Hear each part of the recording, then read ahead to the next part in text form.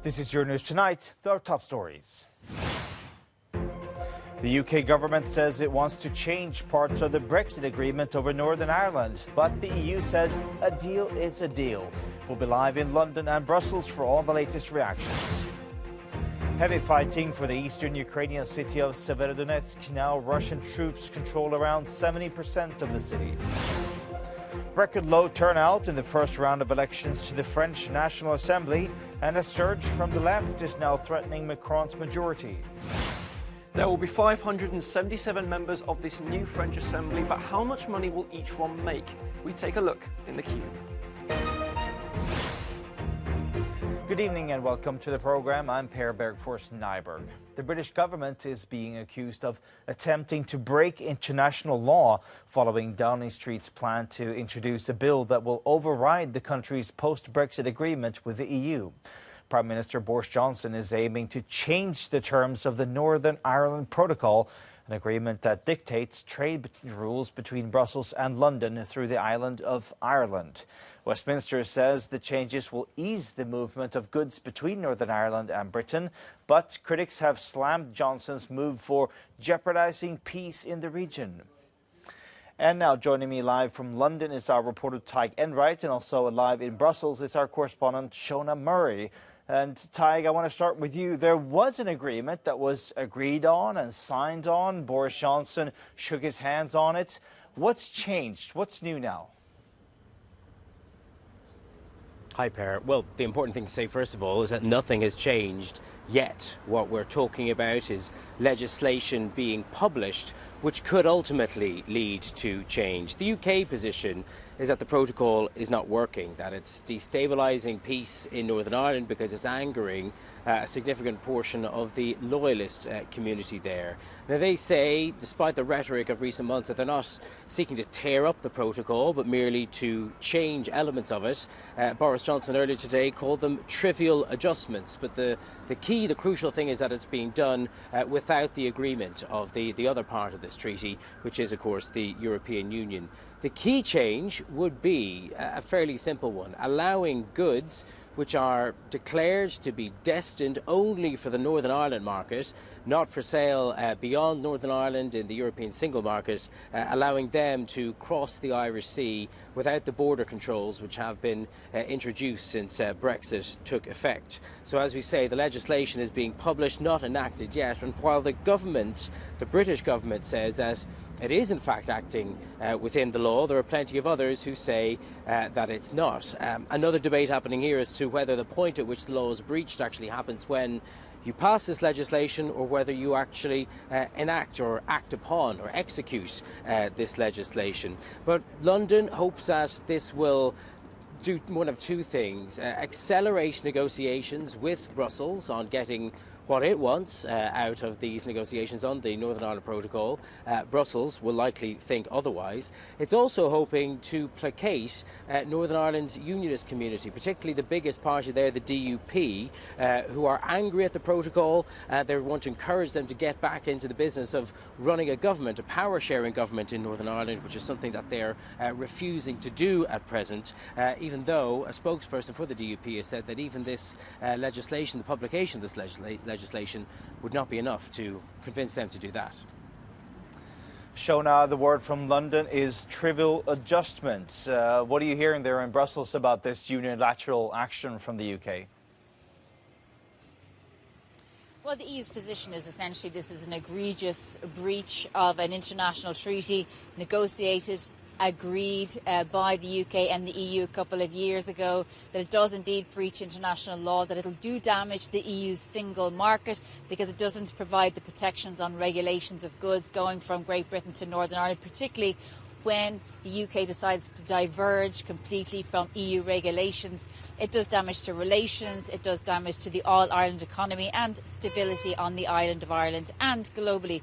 The other position really the EU is coming from is that it's unnecessary, that the EU had offered a series of derogations to the protocol, recognising that in and of itself wasn't working properly, that there were issues around it. The EU says the UK has refused to negotiate since February and even before then. And so the position from Brussels is that really this is about Westminster politics. This is about Foreign Secretary Liz Truss trying to push herself forward as a replacement for Boris Johnson, and that this has nothing to do with the greater good of Northern Ireland. It's hard to find words really to express my dismay at what the British government is doing. As you say, it's not at all clear how this helps the people of Northern Ireland. We know there are issues with the protocol. We've known it's a complicated mechanism to put into place. The European Commission and the EU have shown huge flexibility in addressing those issues, have been willing to continue to find solutions to the practical problems. But the fact is the British government has never engaged. I think there have been no discussions of any detail since last February. And this seems to be an entirely cynical move destined to appease interests in Westminster rather than concerns in Northern Ireland.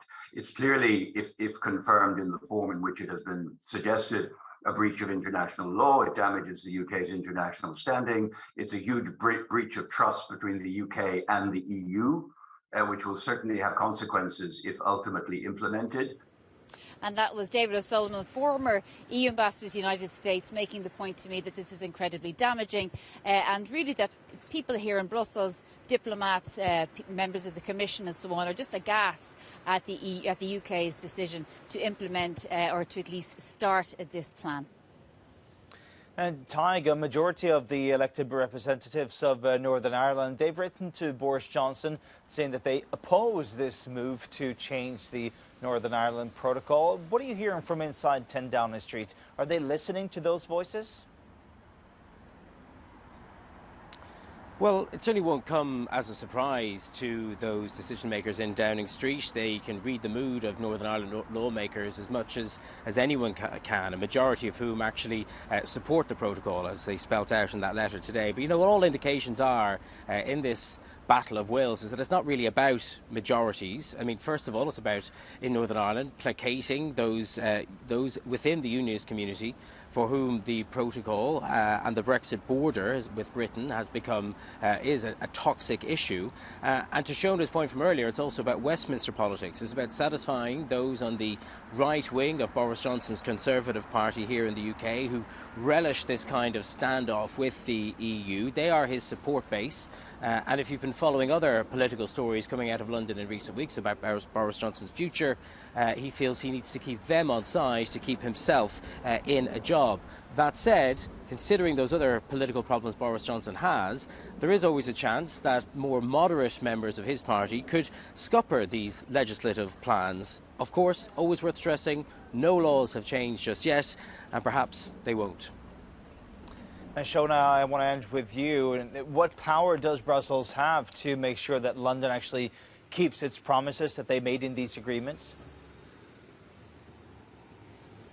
Well, it doesn't have powers to make sure the UK does anything, but it does have a power to respond, to protect its own interests, to protect the interests of the single market and the 27 member states. And what I'm hearing is that this week we will possibly see the beginning of infringement proceedings, or at least the infringement proceedings that were already against the UK last year when they first started unilaterally making changes to the protocol. They were suspended to make way for a negotiation to breathe, but they could be reignited again. You'd also see the UK kept out of Horizon Europe research, which is something that UK scientists hold dearly, that they'd like to be part of. And also, ultimately, you could see the EU deciding to suspend the EU-UK trade agreement that was negotiated last year, at the end of last year, or the year before. And that would be huge. That would be monumental. That would essentially be a very big trade war. Now, nobody wants to see that happen. The EU's position is that they will take steps that are slow, gradual, proportionate. But if the UK continues with this and the legislation is passed through the House of Commons after a year or whatever long length it takes, then you could see this position. Certainly the situation has hardened again because member states here believe that the UK doing this at a time when everybody is trying to protect Ukraine from the Russian invasion, at a time when Western alliances are so important. There is huge annoyance at the UK taking this action, which they believe is completely unnecessary and illegal. Per? Shona Murray live for us in Brussels and Ty Genrat live in London. Thank you to both of you.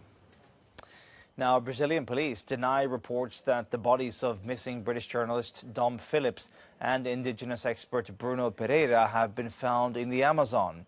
On Sunday, police said search teams had found the belongings of the pair close to where they were last seen a week ago. Reports that their bodies were found were quickly quashed by the authorities. Both men are said to have received threats for their work supporting indigenous rights in the region. The leader of the Donetsk People's Republic has issued a stark warning to Ukrainian forces in Severodonetsk to surrender or die, as Russia seeks full control of the Luhansk region. Ukrainian authorities say Moscow is using its artillery advantage to destroy the eastern city, 70% of which it now controls. Media reports claim that the last remaining bridge out of the city has been the target of sustained Russian shelling. Many now fear that efforts to evacuate civilians will be increasingly difficult if the city is cut off. Now, our correspondent Sasha Vakulina is now here in the studio with me. Sasha, so if Severodonetsk does fall, what will that make or how will that change Russia's war effort? Well, the second phase of this war, the second phase, which was called by Moscow the battle for Donbass, in fact, it has been the battle for Severodonetsk, and it's been now weeks that we have been observing Russian and Ukrainian forces going back and forth.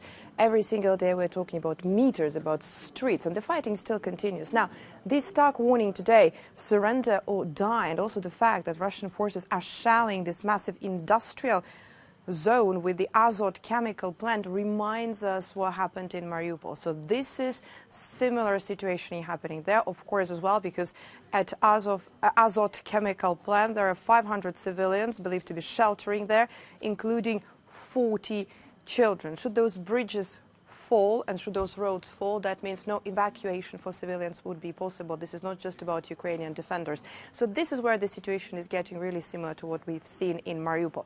Now, how important is Severodonetsk? Again, Russian forces have spent weeks and weeks trying to capture this city. Initially, there was around 100,000 people living in Severodonetsk. Now, between 10 to 15,000 believed to still remain there. It is important for several reasons for Russians. That would mean if they manage to get Severodonetsk and then also neighboring Lysychansk, that would allow Russian army to reach the Luhansk region's administrative border. Now, this is not Donbass area yet, but this is a big part of Donbass area. So, of course, this is a very symbolic meaning for Russian forces in this war.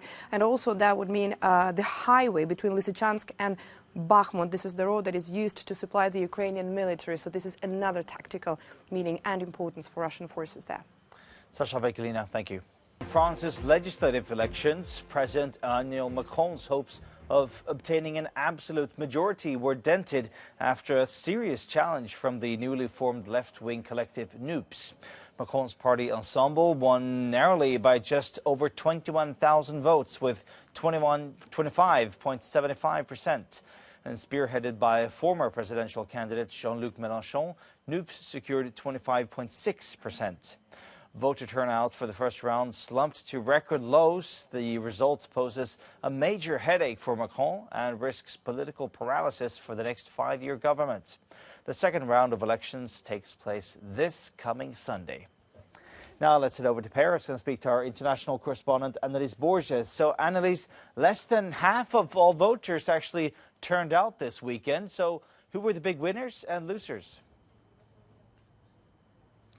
Oh, in terms of the biggest losers in this elections, the title varies slightly depending on who you ask, but pretty much all political analysts across France are unanimous when it comes to picking a winner, and that is this so-called NUPES, the new movement, a new alliance formed by left-wing parties across France.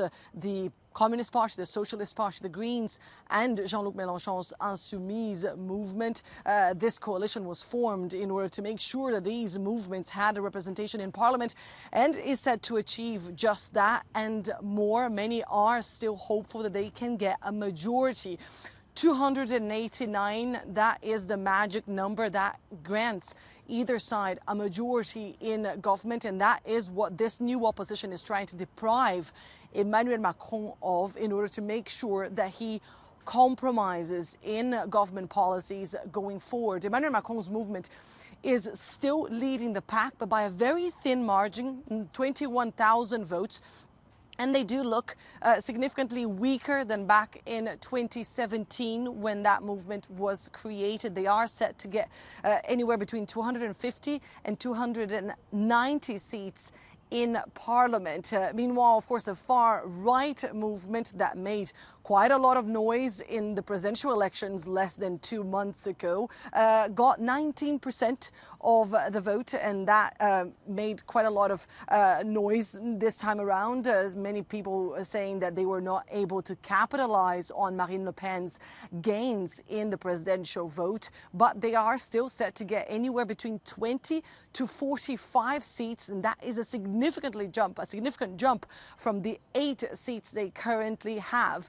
And in terms, let's go back to the biggest losers here, perhaps the most noticeable loser, the most prominent loser of all is, of course, Éric Zemmour, that prominent far-right pundit turned presidential candidate. His party was not able to achieve 5% of the vote in this legislative elections and did not shortlist any candidate to go into the runoff. Per? And Annalise, there's already a request for a recount. What's that all about? Indeed, while the Noops are crying victory and denouncing Emmanuel Macron's movement to be dead and buried, they are also saying, they're also crying foul and denouncing authorities here of fiddling with results to place Emmanuel Macron's movement first. They have actually come forward and accused the Interior Minister himself of wrongly labeling some of the candidates that are part of this left-wing coalition in order to artificially put Emmanuel Macron's movement first in the results. They are asking these candidates to be relabeled and their votes to be counted as the Noops coalition. So it's going to be interesting to see how this plays out. We also have the former education minister here in France, a very important figure in French politics, saying that he is going to enter with a procedure, a legal procedure,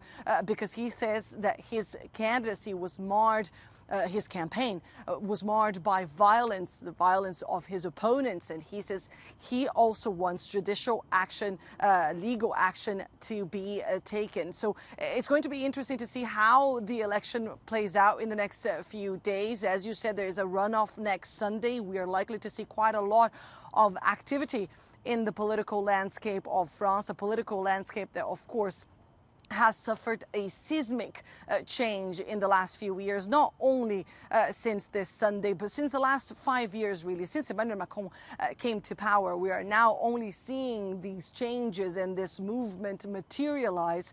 We are likely to see more and more accusations and more campaigning coming forward over the next few days. It remains to be seen whether this is actually going to interest French voters. We saw record low turnout this Sunday. Many of those candidates in the Noops are going to try to mobilize their camp. Many people here hope that more of the voters of the popular classes coming to vote is going to benefit the left-wing coalition. Annalise Borges, line for us in Paris. Thank you, Annalise. And after the second round of voting, 577 MPs will form the new French Assembly. But how much money will each one make and what benefits are they entitled to? Well, Matthew in the Cube has been taking a look. Matthew? Per, it's a question that many people have been asking online in the midst of these French legislative elections. Now, you can go on to the official website of the French National Assembly, where it does break down things like parliamentary allowances, benefits and resources.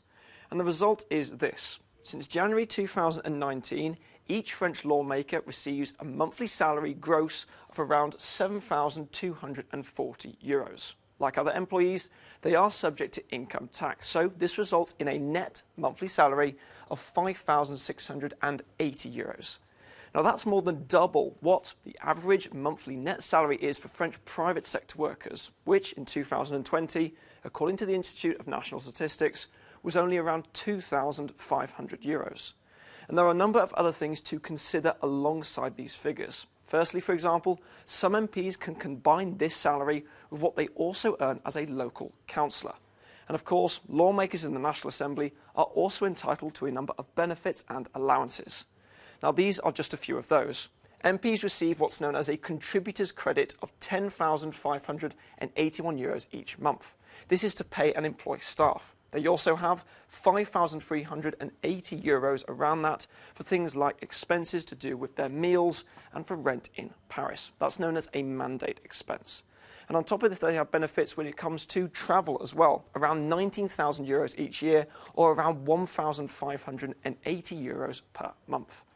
On top of this, you also have things that are to do with the credit on their mobile phone, which they have an entitlement to throughout their time in office. So, Per, in answer to that question, it's a rather complicated one, but it is a net monthly salary of €5,700 and a significant number of other benefits that these new French MPs will be entitled to as well. All right, thank you, Matthew, in the Cube.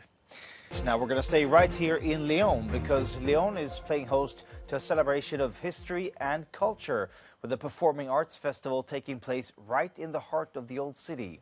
Neil O'Reilly reports. It's one of the oldest Roman monuments in Lyon, the Fervier Amphitheatre.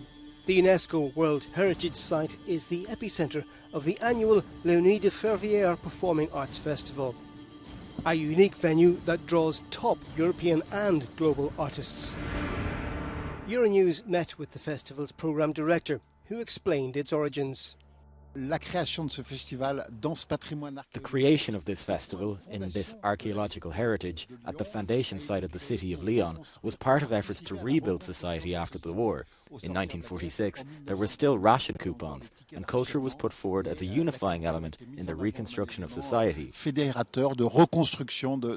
with a programme devised around all these artists, whether in theatre or music. The festival was original in its blend of disciplines and also in bringing ballet and dance to the immense stage of the amphitheatre. This year's new creation is by the choreographer Benjamin Millepied and the dancers of the LA project. It was created as a festival of the performing arts, with the disciplines of theatre and music at the start, and over the years we have developed this. My predecessors brought in jazz, rock, and in 1978 a huge punk concert. And since I arrived some 20 years ago, we have brought in the circus. So all the disciplines of the performing arts are represented. With over 150 performances, the festival draws more than 150,000 spectators from early June to the end of July. Neil O'Reilly, Euronews. And thank you so much for watching Euronews Tonight.